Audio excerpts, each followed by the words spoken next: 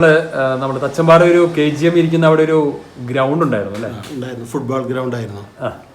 ആ ഗ്രൗണ്ടിൽ ഹെലികോപ്റ്റർ ഒക്കെ വന്ന് ഇറങ്ങിയിട്ടുണ്ട്. ഉണ്ട്. അത് നമ്മുടെ ഈ ചുള്ളിപ്പാറ രാജൻ ഡോക്ടർ അവരുടെ തോട്ടങ്ങളിൽ മരുന്നടിക്കാൻ വേണ്ടിയാണ്. അതൊക്കെ ഞങ്ങളുടെ ചെറുപ്പകാലത്താണ്. ഞങ്ങളൊക്കെ അത് വരുന്ന ദിവസങ്ങളിൽ ഇവിടെയുള്ള ജനങ്ങൾ മുഴുവൻ ആ ഗ്രൗണ്ടിൽ പോകുമായിരുന്നു. ആ ഗ്രൗണ്ടിൽ ഇറങ്ങും. അത് വലിയ ഒരു സംഭവമായിരുന്നു അന്ന് ഹെലികോപ്റ്റർ ഇറങ്ങുക എന്ന് പറഞ്ഞാൽ. അതുപോലെ തന്നെ അവിടെ ഫുട്ബോൾ ഗ്രൗണ്ടായിരുന്നു. വലിയ വലിയ പ്ലെയേഴ്സ് ഇവിടെ വന്ന് കളിച്ചിട്ടുണ്ട്. ഫുട്ബോൾ എന്ന് പറഞ്ഞപ്പോൾ ഓർത്തത് നമ്മളുടെ തച്ചമ്പാറ തന്നെ കുട്ടികൾ വലിയൊരു ടീം അല്ലെ? കുട്ടികൾ മാത്രമല്ല, എനിക്ക് തോന്നുന്നു വലിയൊരു ടീമായിരുന്നു. നമ്മള് എല്ലാ വർഷവും അല്ലേ നല്ല കളികളും ടൂർണമെന്റൊക്കെ നടത്തിയിരുന്ന വേരിങ്കൽ.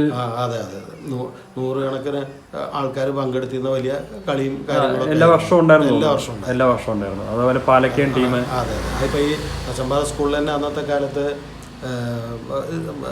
കൊച്ചപ്പ മാഷ പോലെയുള്ളവരൊക്കെ PT വലിയ പ്രോത്സാഹനം കൊടുത്തിരുന്ന ഒരു കാലഘട്ടമാണ്. അതുമാതിരി കുഞ്ഞിരാമാഷ്, ഉണ്ണിരാമാഷ്, അങ്ങനെയുള്ള ആൾക്കാരൊക്കെ ആ സമയത്ത് കുട്ടികളുടെ എല്ലാ കാര്യങ്ങൾക്കും ഒപ്പം നിന്നിരുന്ന ആൾക്കാരാണ്. ഈ വിദ്യാഭ്യാസത്തിലും കളികളിലൊക്കെ. അന്ന് ഗ്രൗണ്ട് സ്കൂളിന്റെ ബാക്കിലായിരുന്നല്ലോ അല്ലേ? സ്കൂളിന്റെ ഗ്രൗണ്ട് പിന്നീട് വന്നാണ്. അത് ചെറിയ ഗ്രൗണ്ടായിട്ട് ഇപ്പം അത് വലിയ ഗ്രൗണ്ടായി എന്നുള്ള. ആദ്യം വലിയ ഗ്രൗണ്ടൊന്നുമല്ല. വലിയ ഗ്രൗണ്ട് ആദ്യം ഇതാണ്, ഫുട്ബോൾ ഗ്രൗണ്ടാണ്. അത് KGM നിൽക്കുന്നതിൻ്റെ അടുത്തുള്ള ആ ഗ്രൗണ്ടായിരുന്നു ഫുട്ബോൾ കളിച്ചിരുന്നത്. നമ്മുടെ തച്ചമ്പാറ സ്കൂളിൽ മുൻവശത്ത് ഒരു വലിയൊരു മാവുണ്ടായിരുന്നു. ആ മാവിലായിരുന്നു കുട്ടികളെ മുഴുവനും കയറി അല്ലേ? ആ കോമ്പൗണ്ടിന്റെ ഉള്ളിൽ തന്നെ. അതെ, ആ കിണറിനോട് ചേർന്ന്. പിന്നെ അതുകൂടാതെ അങ്ങനെ കുറച്ച് മരങ്ങള് നമ്മളുടെ തച്ചമ്പാറയില് സെന്റ് ഡൊമിനിക് സ്കൂളിന് മുമ്പിൽ ഒരു പാലമരം ഉണ്ടായിരുന്നു. സ്കൂളിൽ മറ്റേ നാഷണൽ ഹൈവേയുടെ രണ്ട് സൈഡിലും വലിയ മരങ്ങൾ ഉണ്ടായിരുന്നു. ഒന്നല്ലേ വലിയ മരങ്ങൾ ഉണ്ടായിരുന്നു. ഈ വേരുങ്കലിൻ്റെ ഇവിടെ തന്നെ വലിയൊരു പ്ലാവ് ഉണ്ടായിരുന്നു. അങ്ങനെ രണ്ട് സൈഡിലും വലിയ മരങ്ങൾ ഇഷ്ടംപോലെ ഉണ്ടായിരുന്നു. അതുമാതിരി എടായിക്കൽ ഈ ഞാവൽ മരം വലിയ ഒരു മരം ഉണ്ടായിരുന്നു. അവിടെ ആയിരുന്നു ആദ്യം മദ്രസയൊക്കെ ഉണ്ടായിരുന്നു അവിടെ. അതുമാതിരി പോസ്റ്റ് ഓഫീസ് താഴെയായിരുന്നു. അങ്ങനെയുള്ള കാര്യങ്ങളൊക്കെ എടായിക്കൽ ഭാഗത്തായിട്ടായിരുന്നു. നമ്മൾ എടായിക്കലിൽ ശരിക്കും മൂച്ചിക്കൂട്ടം എന്നല്ലേ പറയുന്നത്? അതെ. കാരണം നിറച്ചും മൂച്ചികളുണ്ടായിരുന്നു തോന്നുന്നു. അതുകൊണ്ടായിരിക്കും ഒരു പക്ഷേ മൂച്ചിക്കൂട്ടം എന്ന് പറയാൻ കാരണം. ഇപ്പോഴും പല ആൾക്കാരും മൂച്ചിക്കൂട്ടം എന്നാ പറയുന്നത്. എടായിക്കൽ ഒരു ഇടസ്ഥലമായതുകൊണ്ടായിരിക്കും പിന്നീട് വന്ന പേരാണ്. അതേപോലെ നമ്മളുടെ ഈ കാളപൂട്ട് മത്സരങ്ങൾ അങ്ങനെ വല്ലതും ഉണ്ടായിരുന്നോ? കാളപൂട്ട് മത്സരങ്ങൾ പിന്നെ അന്നൊക്കെ എല്ലാ സ്ഥലങ്ങളിലും ഉണ്ടായിരുന്നു. ഓണത്തിനൊക്കെ ഉണ്ടായിരുന്നു. ഓണത്തിനൊക്കെ ഓണക്കളികളൊക്കെ ഇപ്പോൾ നമ്മളവിടെയൊക്കെ തെക്കുംപുറം മുതൂർശി ഭാഗങ്ങളിലൊക്കെ ഉണ്ടായിരുന്നു. അതേപോലെ നമ്മളുടെ സ്കൂളിന്റെ ബാക്കിലേക്കുള്ള വഴി അത് കുണ്ടന്തോട് വഴിയായിരുന്നു. അന്ന് കാരാവശി വാഴമ്പുറം ഭാഗത്തേക്ക് പോകാനുള്ള വഴിയായിരുന്നു അത്. അവിടുത്തെ മാങ്കുരിശിക്കാവ് അങ്ങനെയുള്ള ആ തോടിൻ്റെ അവിടെ നിന്ന് അങ്ങോട്ട് കടന്നാൽ ഇറച്ചിത്തൂടിയ ഭാഗങ്ങൾ മേലക്ക് കയറിയാൽ അരപ്പാറ ഭാഗത്തേക്ക് പോകും. അന്ന് വാഴമ്പുറം സ്കൂളാണ് പഠിച്ചത്. കുറച്ച് പഠിച്ചിട്ടുണ്ട്. വാഴമ്പുറം സ്കൂളിൽ 6-7 വരെ പഠിച്ചത്. അപ്പോൾ ഈ വാഴമ്പുറം സ്കൂളിലേക്ക് പോകുന്നത് നിങ്ങൾ ആ വഴിക്കായിരിക്കും അല്ലേ? അല്ല, ഞങ്ങൾ വാഴമ്പുറത്ത് അവിടെ താമസമായിരുന്നു. അവിടെ നിന്നാണ് പോയിരുന്നത്. എൻ്റെ വലിയച്ഛൻ്റെ വീട് അവിടെയാണ്. ഈ പോകുന്ന വഴിക്ക് വല്ല കടകളോ വല്ലതും ഉണ്ടായിരുന്നോ? ഉണ്ടായിരുന്നു, കടകളുണ്ടായിരുന്നു. അവിടെ PVC-കാർക്ക് വലിയൊരു കടയൊക്കെ ഉണ്ടായിരുന്നു. അതെവിടെയായിരുന്നു പറയാൻ പറ്റില്ല. അതെ, ഓരോ ജംഗ്ഷനിൽ ചെറിയ കടകൾ. അല്ല, നമ്മൾ തച്ചമ്പാറയിൽ നിന്ന് പോകുമ്പോൾ എവിടെ സ്ഥലം എവിടെയായിരുന്നു? അരപ്പാറ ഭാഗത്താണ്. അരപ്പാറയായിരുന്നു. അവിടെ എല്ലാം കടന്നു പോയിട്ട് ആണല്ലേ. അതേപോലെ തച്ചമ്പാറ നമ്മൾ ഓർക്കേണ്ട രണ്ട് സ്കൂളിന്റെ മുൻപില് ഒരു കുട്ടികൾക്കൊക്കെ മിഠായിട്ട് എന്നും നമുക്ക് മറക്കാൻ പറ്റാത്ത ഹംസക്ക, അതുമാതിരി മുക്കിലംസക്ക, എന്താണ് സബർ ജില്ലയും, അതേപോലെ മിഠായി ആയിട്ട് കുട്ടികളെ നോക്കിയിരിപ്പുണ്ടാവും. അതെ.